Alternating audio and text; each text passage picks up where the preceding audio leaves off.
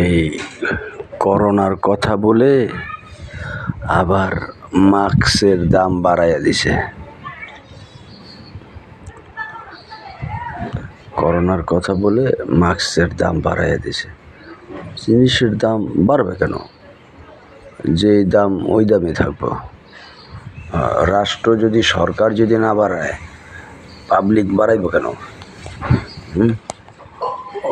এই টাকার দাম বাড়নের কমনের ভিতরে পণ্যের দাম বাড়বে কমবে, এটা ঠিক করবে রাষ্ট্র।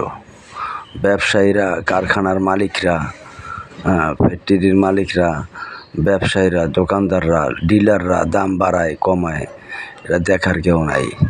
এটা তদন্ত করা হোক, কারখানায় বাড়াইছে না ডিলার বাড়াইছে না গোডাউনের মালিকে বাড়াইছে না দোকানদার বাড়াইছে, যে কোন সবাই যদি একটু বাড়ায় সব কাটারে দুইটা পিসমোড়া করা বাইন দেয় একদম, মনে করেন 0 পয়েন্টের সামনে দাঁড় করায়া তারপর ওকে যেইভাবে শাস্তি দিতে হবে পাবলিকের সামনে, তারপর তো মানে জীবনে জানি আর এইরকম ওই একটা দেখে যেন আর কেউ না করে এরকমের শাস্তি। আর এই একটা করলেই হবে না। এখন আর কি বলবো, সবই তো এরকম। ওই যে গ্যাসের দাম বললো, এই ইউটিউবে দেখাইলো এই সেই দাম ডবল করে হালাইছে, 700 টাকার গ্যাস 1500 টাকা। কই কমাইলো তো নাই, কোন জায়গার থেকে বাড়ায় কোন জায়গার থেকে?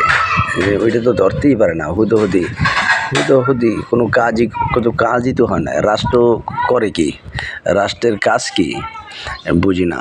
রাস্তাঘাটে যানজট, রাস্তাঘাট ভাঙ্গা, এই 4 রাস্তার মোড় মুখটা যেখানে গাড়ি ঢোকে ওই জায়গা রাস্তাটা পুরো ভাঙ্গা, গাড়ি বের করে আস্তে আস্তে করে ওখানে উঠাইতে হয়। তো এরকমের যদি এই 4 রাস্তার একটা মোড় হয় তাহলে যানজট তো লাগবেই। তো এই যে ভাঙ্গাটা, এটা কি ওখানকার এই টিআই আছে, সার্জেন্ট আছে, ট্রাফিক আছে, ওখানটা বড় বড় অফিসাররা যায় আয়, ওরা কি এটা দেখে না? ওরা কি এটা দেখে না? ওরা তো এটা করবে। এটা ট্রাফিকই তো অবজেকশন দেবে প্রথম, যে এই সিটি কর্পোরেশন বা সড়ক যেখান থেকে এটা ঠিক করে ওদেরকে অর্ডার দেবে, বা এই জায়গাটা এরম হয়ে আছে, এই জায়গাটা ঠিক করে দেন, না তো রাস্তাঘাট গাড়ি চলতে পারে না, বিশাল বড় যানজট হয়ে যায়, এটা রিপোর্ট করবে, বাস কাজ হয়ে যাবে।